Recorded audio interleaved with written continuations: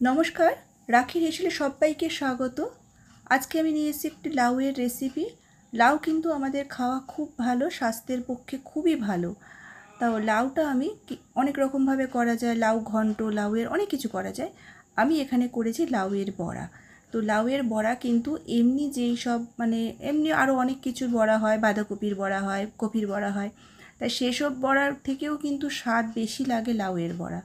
তোমরা যারা করেনি তারা একবার অবশ্যই ট্রাই করে দেখো। আর আমি কিভাবে করেছি সেটাই দেখাচ্ছি। এখানে আমি একটা লাউ দেখিয়ে নিচ্ছি। আর আমি লাউ কিন্তু আগে থাকতে কেটে রেখেছি। এই লাউটা দেখালাম। এই লাউটাকে আমি সরু সরু করে লম্বা লম্বা করে কেটে রেখেছি। এটাকে কিন্তু অবশ্যই কেটে নিতে হবে। যদি মনে করো গ্রেট করে নেব তাহলে কিন্তু হবে না, কেটে নিতে হবে। কেটে নিলেই কিন্তু বড়ার স্বাদটা পাওয়া যাবে। এবার সেই লাউটাকে আমি সেদ্ধ করে নেব। লাউ সিদ্ধ করতে খুব বেশি সময় লাগে না, অল্প সময় সিদ্ধ হয়ে যায়। তাই 3 থেকে 4 মিনিট সেদ্ধ করে নিলাম। লাউটা জলে দুবার করে ধুয়ে আমি জল ঝরিয়ে নিয়েছি। আর এর মধ্যে দিয়ে দিলাম কাঁচা লঙ্কা কুচি 3টে আর একটু আদা গ্রেট করা। এখানে দিলাম চাট মশলা। অবশ্যই লাউয়ের বড়া করবার সময় চাট মশলাটা দেবে।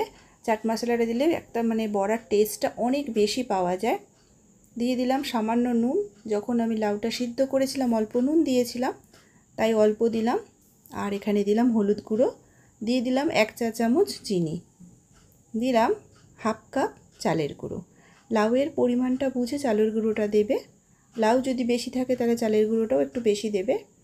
তোমরা যদি চাও চালের গুঁড়োর বদলে কর্নফ্লাওয়ার ইউজ করতে পারো, কিন্তু আমার মনে হয় চালের গুঁড়ো দিয়ে করাটাই উচিত, বেশি ভালো হয়। আর কর্নফ্লাওয়ারও দিতে পারো।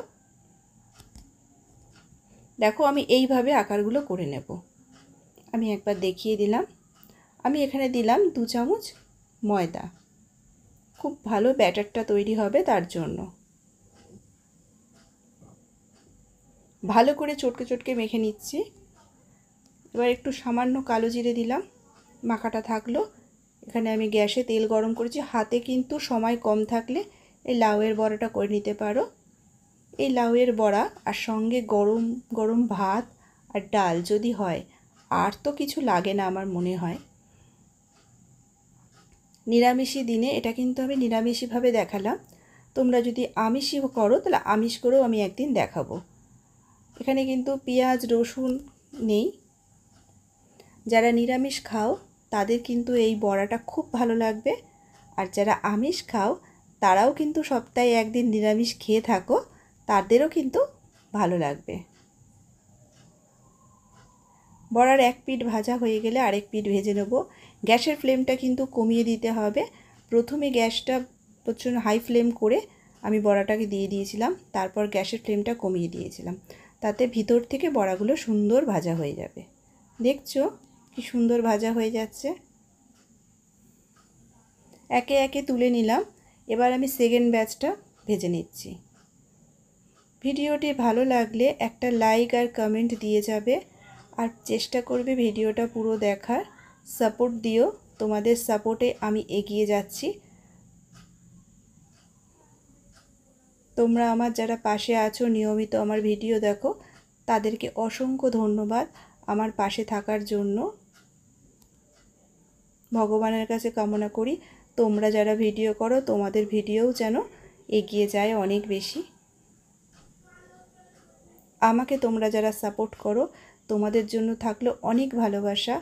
তোমরা আমার নিজের লোকের মতন, কারণ নিজের লোকও অত সাথ দেয় না যতটা সাপোর্ট তোমরা আমাকে করো।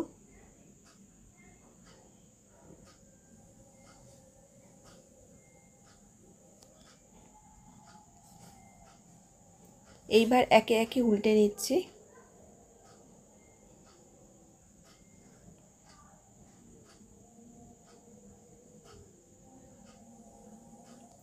তৈরি হয়ে গেছে আমার লাউয়ের বড়া। আমি একটা প্লেটে তুলে নিলাম। পাশে থেকো, ভালো লাগলে অবশ্যই লাইক কমেন্ট দিয়ে যেও। পরের কোনো ভিডিও নিয়ে আবার চলে আসবো তোমাদের মাঝে। আশা করছি ভালো লেগেছে তোমাদের।